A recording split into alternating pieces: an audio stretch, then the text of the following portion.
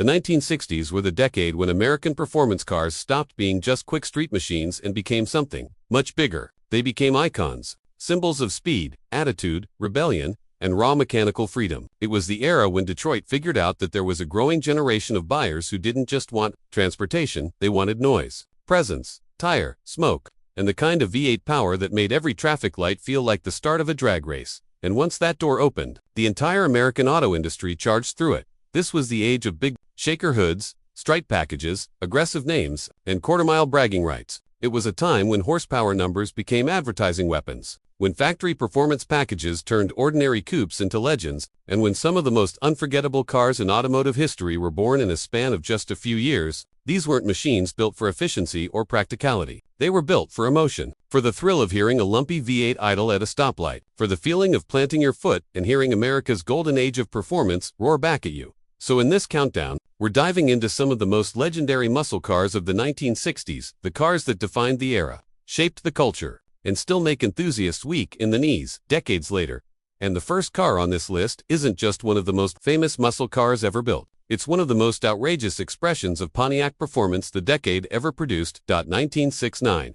Pontiac GTO Judge. By the time the 1969 Pontiac GTO Judge arrived, the muscle car wars were already in full swing. Every major American manufacturer was trying to build something louder, faster, and more memorable than the competition. But Pontiac didn't just want to keep up. It wanted to make a statement, something bold enough to stand out, even in a market already overflowing with stripes, scoops, and V8 swagger. The result was the Judge, and even the name sounded like trouble. The Judge wasn't meant to be subtle. It was meant to grab you by the collar the moment you saw it. The wild graphics, the rear spoiler, the bright colors, the aggressive stance, it all worked together to create a car that felt like pure latent 1960s muscle car attitude distilled into one machine. If a regular GTO already had presence, the Judge took that formula and pushed it into something almost theatrical. It looked like a car built by people who understood that muscle cars weren't just about performance anymore. They were about image, swagger, and making sure no one forgot what just pulled up next to them. But the styling was only half the story, because under that dramatic hood sat the engine that gave the Judge its reputation, Pontiac's 400 cubic inch Ram Air V8. Depending on specification, buyers could get serious performance out of the package, especially with the more desirable Ram Air 3 and Ram Air 4 setups. On paper, horsepower ratings in the muscle car era could be a little misleading, but nobody who drove one doubted that this thing was the real deal. The Judge had torque, urgency, and the kind of straight-line punch that made it feel every bit as wild as it clucked. And that's part of why the 1969 Judge matters so much, because the GTO had already helped launch the muscle car movement earlier in the decade. By the late 1960s, though, the formula was evolving. Buyers wanted more visual drama, more performance identity, and more of a sense that their car was part of something exciting and rebellious. The Judge delivered exactly that. It wasn't just a faster trim package. It was a personality, a rolling expression of the late 1960s performance boom, when American car culture was getting louder, bolder, and more self-aware. That also had one of the best balances in the segment. Some muscle cars leaned heavily into brute force simplicity. Others relied almost entirely on styling. The Judge managed to do both. It looked outrageous, but it backed it up with genuine performance. It was still a GTO underneath, still one of Pontiac's most important performance machines, but now it had a bigger mouth, a sharper attitude, and an image that pushed it into legend status. Today, the 1969 GTO Judge remains one of the most collectible Pontiacs of the muscle car era, and for good reason. It represents the moment when the original muscle car formula reached full maturity, when performance, branding, and visual aggression all came together in one unforgettable package. But if Pontiac's Judge was loud, theatrical, and impossible to ignore, the next car on this list came from Ford, and it was built with a different kind of menace. 1969. Ford Mustang Mach 1. If the GTO Judge looked like a brawler in a brightly colored suit, the 1969 Ford Mustang Mach 1 looked like a predator. This was the moment when Ford took the Mustang, already one of the most important American performance cars of the decade, and gave it a darker, more aggressive edge. The Mustang had always been a huge success, but by the end of the 1960s, the competition had grown tougher, and the muscle car wars had become more serious. Buyers weren't just looking for sporty image anymore. They wanted real street presence, stronger performance, and a car that looked like it belonged in the middle of the horsepower arms race. The Mach 1 answered that demand beautifully. Visually, it was one of the best-looking Mustangs ever built. The long hood, the low roofline, the hood scoop, the blackout trim, the hood pins, the stripes, every detail made the Mach 1 feel tougher and more focused than a standard Mustang. It didn't have the playful charm of the early pony cars. It had something more mature, more serious, and much more intimidating. It looked like it had outgrown adolescence and entered the world of real muscle, and under the hood, it absolutely had the hardware to back that up. Ford offered the Mach 1 with a wide range of engines, but the most desirable examples came with serious V8 power, including the mighty 428 Cobra Jet. That engine transformed the Mach 1 into something far beyond a sporty It gave the car brutal acceleration, massive torque, and the kind of reputation that made street racers and drag strip regulars take notice. This wasn't just a stylish Mustang anymore, it was a legitimate muscle machine. What makes the Mach 1 so important in Mustang history is that it found a sweet spot few cars managed to hit. It looked dramatic without becoming cartoonish. It felt muscular without losing the Mustang's core identity. And it gave Ford a model that could compete not just with pony cars, but with the increasingly serious muscle machines coming from Pontiac, Dodge, Plymouth, and Chevrolet. It also arrived at exactly the right time. By 1969, the Mustang itself had grown larger and more aggressive, and the Mach 1 took full advantage of that evolution. It embraced the new proportions and turned them into a strength. The result was a car that felt more substantial, more planted, and more menacing than the earlier, lighter Mustangs. It wasn't trying to be delicate. It was trying to look like it could swallow the road ahead. And that's exactly why enthusiasts still love it. 1969 Mach 1 captures the moment when the Mustang fully embraced its performance identity, not just as a stylish coupe with optional V8 power, but as a genuine force in the late 1960s muscle car scene. It had the looks, the engines, the badge recognition, and the attitude. In many ways, it was Ford's answer to the question the whole industry was asking at the time: how do we make our performance cars look even more dangerous? The Mach 1 answered by looking like it meant business before it even started. But if the Mach 1 brought menace and Ford swagger to the fight, the next car on our list may be one of the most cinematic muscle cars of the entire era. 1969 Dodge Charger RT. Some muscle cars are famous because they were fast. Some are famous because they were beautiful. And some are famous because they somehow became larger than the era that created them. The 1969 Dodge Charger RT belongs in that third category. This isn't just one of the great muscle cars of the 1960s, one of the most instantly recognizable American performance cars ever built, a machine so visually dramatic and so perfectly proportioned that it has remained embedded in car culture, film, television, and enthusiast imagination for decades. Even people who know very little about classic muscle cars tend to recognize a second-generation Charger when they see one. That alone tells you how powerful the design really was, and what a design it was. The 1969 Charger had one of the best silhouettes of the entire muscle car era. The hidden headlights gave the nose a clean, sinister face. The flying buttress roofline created a shape that looked both elegant and aggressive at the same time. The full-width taillights across the rear gave it an unmistakable nighttime identity. It was long, muscular, and beautifully balanced, a car that looked fast even when parked. But when you added the RT badge, the Charger became something much more serious. RT stood for Road Track, and it marked the Charger as one of Dodge's top performance offerings. Standard power came from the legendary 440 Magnum V8, an engine that delivered exactly what a muscle car should: huge torque, instant authority, and the kind of acceleration that felt effortless because of how much engine you had under your right foot. Buyers who wanted even more could step up to the mythical 426 Hemi. But even the 440 made the Charger RT a serious machine. And that's one of the reasons the Charger RT remains so respected. It wasn't all show. Yes, the styling was unforgettable. Yes, it had presence for days. But it also had real mechanical credibility. This was a car that could dominate a boulevard, headline a drag strip, and look like a movie star while doing it. It also represented Dodge at a fascinating moment. By the late 1960s, the company had fully committed to performance as a major part of its identity. And the Charger RT was one of the clearest examples of that strategy. It wasn't just a fast intermediate, it was a halo car, a statement of what Dodge believed a top-tier muscle machine should be. Big engine, big attitude, big style, no apologies. And unlike some muscle cars that feel raw or stripped down, the Charger also carried a certain grandness. It had a bigger presence than many of its rivals, a sense that it belonged not just in the muscle car world, but in a wider world of American automotive icons. It felt substantial, almost cinematic, like a car designed to live forever in poster form, which of course it did. The 1969 Charger RT remains one of the most coveted muscle cars of the entire era. It represents the perfect combination of design, power, and myth, a car that was already special in its own time and has only become more legendary since. But if the Charger RT was all about style, menace, and big block swagger, the next car on this list took a very different approach. It didn't try to be luxurious. It didn't try to be elegant. It was built to do one thing better than almost anything else on the street: Go fast for less money. 1968 Plymouth Road Runner. 1968 Plymouth Road Runner is one of the greatest examples in muscle car history of a company understanding exactly what buyers wanted and then stripping away almost everything that got in the way of it. By the late 1960s, performance cars were becoming more expensive, more heavily optioned, and in some cases, more image. That was fine for buyers who wanted stripes, trim packages, and luxury touches. But Plymouth realized there was another kind of customer out there, someone who didn't care about fancy details nearly as much as they cared about raw speed, a strong engine, and a price tag they could actually afford. So Plymouth did something brilliant. It built a muscle car around value. The Roadrunner wasn't designed to be elegant. It wasn't designed to be sophisticated, and it certainly wasn't designed to impress you with a long list of luxury features. It was designed to be simple, aggressive, and brutally effective. A no-nonsense street machine built around the idea that performance should be accessible, not precious, and that philosophy made it a sensation. At its core, the Roadrunner used Chrysler's B-body platform, which gave it the right size and structure to handle serious V8 power. Standard under the hood was the 383 cubic inch V8,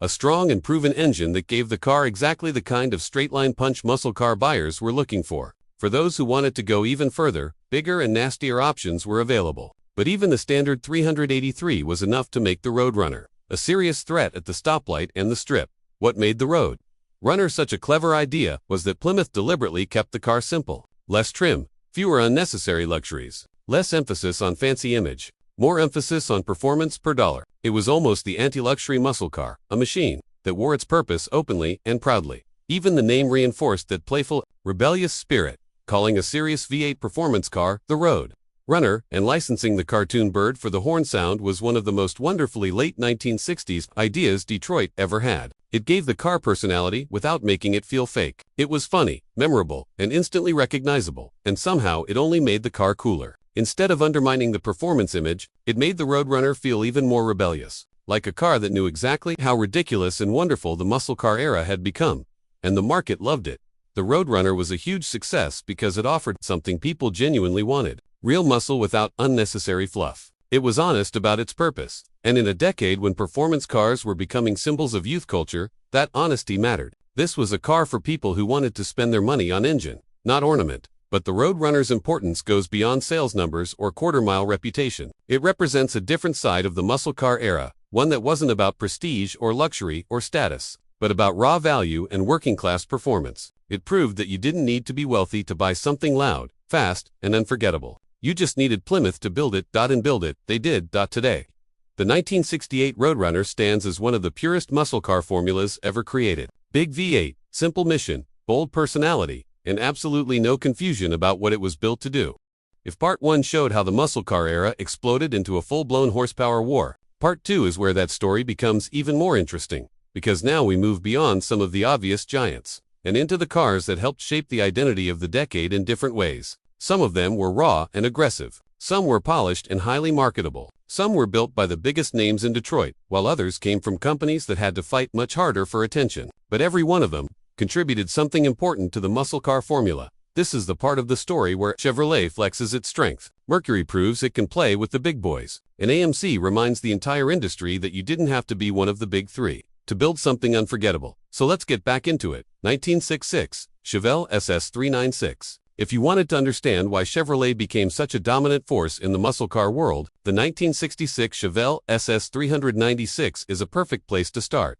Because this car wasn't just fast. It wasn't just good. It was one of those rare machines that seemed to arrive at exactly the right moment with exactly the right formula. It had the right size, the right engine, the right styling, and perhaps most importantly, the right balance between intimidation and everyday usability. It looked like something you could drive to work all week and then take to the drag strip on Saturday without changing its personality. And that's part of what made it so dangerous. By 1966, Chevrolet had already begun to understand just how important the muscle car market was becoming. Buyers wanted V8 power, aggressive styling, and a car that looked like it meant business without necessarily sacrificing comfort or practicality. The Chevelle SS 396 delivered all of that in one very convincing package. Visually, the 1966 Chevelle had exactly the kind of clean, confident shape that suited the muscle car era perfectly. It wasn't overloaded with unnecessary styling tricks. It didn't need wild fins or exaggerated drama to make an impression. Instead, it relied on proportion. The long hood, the strong shoulders, the crisp body lines, and the slightly formal but still athletic stance gave it a look that felt muscular without becoming cartoonish. It looked like a proper American performance machine, solid, honest, and ready to back up its reputation. And of course, the reputation came from the engine. The SS 396 package meant one thing above all else: big block power. Chevrolet's 396 Cubicans V8 turned the Chevelle into a serious street machine, delivering the kind of torque and straight-line urgency that defined the golden age of muscle. Depending on tune, buyers could get increasingly potent versions of the 396, but even the lower output variants had more than enough punch to make the car feel alive under throttle. This wasn't a lightweight sports coupe pretending to be fast. It was a proper mid-sized brute with real authority. What makes the Chevelle SS 396 especially important is that it helped establish Chevrolet's formula for mainstream muscle car success. It wasn't a niche halo machine. It wasn't some ultra-rare special edition reserved for a tiny number of buyers. It was a serious performance car from one of America's biggest manufacturers. And that gave it a kind of influence some of its rivals could never quite match. Chevrolet knew how to build a car that appealed to a broad audience without watering down the experience. And the Chevelle SS 396 is one of the best examples of that skill. It also had something many muscle cars desperately needed: versatility. You could buy a Chevelle SS 396 because you loved performance, because you loved Chevrolet, because you wanted a stylish coupe, or because you wanted something that sat perfectly between an all-out dragstrip monster and a comfortable street car. It managed to wear all of those identities at once. And that's a huge part of why it has remained so beloved for so long. Today, the 1966 Chevelle SS 396 stands as one of the definitive Chevrolet muscle cars, a machine that captured the spirit of the era without overcomplicating the formula. Big engine, clean looks, real attitude, and enough presence to remind everyone that Chevrolet knew exactly what the muscle car buyer wanted. But if the Chevelle was Chevrolet's midsize hammer, the next car on our list brought that same big block spirit to a completely different battlefield. 1967. Chevrolet Camaro SS 396. When the Chevrolet Camaro arrived for 1967, it had a very clear job to do: challenge the Ford Mustang and prove that Chevrolet could build a pony car with just as much style, just as much appeal, and if it played its cards right, even more performance. The standard Camaro was already a strong answer to Ford's formula, but the Camaro SS 396 was something else entirely. Because once Chevrolet dropped a big block into its brand new pony car, the Camaro stopped being just a stylish competitor in a growing segment and started becoming something far more serious. It became a compact, aggressive V8 machine with enough power to make people look at the whole pony car idea in a different way. The 1967 Camaro SS 396 had a presence all its own. It was smaller and more compact than a Chevelle, but that actually worked in its favor. The proportions gave it a more athletic, more coiled-up look, like it was constantly leaning forward, ready to spring. The long hood, short rear deck, hidden menace in the front end, and optional stripes and badging gave the SS 396 a personality that felt younger and more restless than some of the larger muscle cars of the decade. It looked less like a heavyweight bruiser and more like a knife fighter, with a very large engine. And that engine changed everything.